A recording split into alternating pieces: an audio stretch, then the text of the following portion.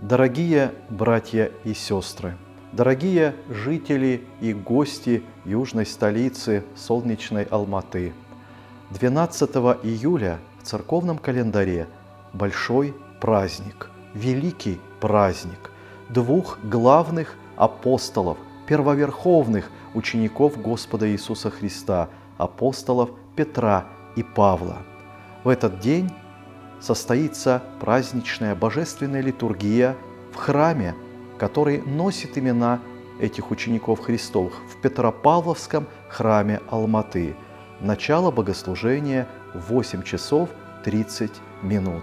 И наш священный долг – почтить память великих учеников Христовых, благодаря которым мы с вами имеем нашу православную веру, благодаря которым вера Христова, Евангелие распространилось по всей вселенной.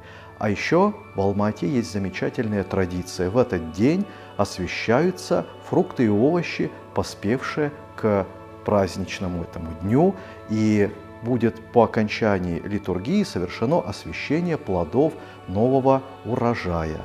Всех милости просим прийти на богослужение и разделить радость большого замечательного праздника Дня апостолов первоверховных Петра и Павла.